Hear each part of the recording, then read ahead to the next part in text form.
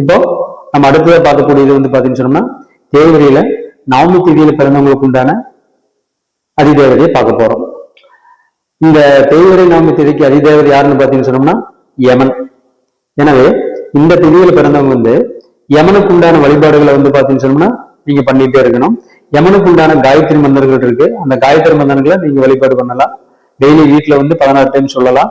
அதே மாதிரி வந்து பாத்தீங்கன்னு சொன்னா யமன் கோவில் எங்காவது பக்கத்துல இருந்துன்னு சொல்லிச்சுன்னா நீங்க அந்த கோயில்ல வந்து வழிபாடு பண்ணிக்கலாம். நம்ம கோயம்புத்தூர்ல வந்து பாத்தீங்கன்னு சொன்னா வெள்ளலூர் இருக்கு.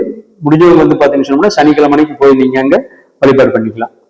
இப்ப அடுத்ததா வந்து நம்ம பார்க்கக்கூடிய திதி வந்து பாத்தீங்கன்னு சொன்னா தேய்பிரையில பிறந்தவங்களுக்கான தசமி திதி. இந்த தேய்பிரை தசமிக்கு அதிபதி யாருன்னு பாத்தீங்கன்னு சொன்னோம்னா குரு பகவான். எனவே இந்த தேய்பிரை தசமியில பிறந்தவங்க வந்து ஆலங்குடி குருவனுடைய ஸ்தலம், திருச்செந்தூர் குருவனுடைய ஸ்தலம், இந்த 2 கோவிலுக்கு எதுக்கு வேணாலும் போய்க்கலாம். வீட்டுல வந்து பாத்தீங்கன்னு சொன்னோம்னா குரு பகவானுடைய காயத்ரி மந்திரத்தை டெய்லி வந்து பாத்தீங்கன்னு சொன்னா 16 டைம் சொல்லுங்க. சொல்லும் போது கண்டிப்பாக பொருளாதார ரீதியாக இருக்கக்கூடிய கஷ்டங்கள் நிவர்த்தியாகும், செல்வ வளம் மேம்படும்.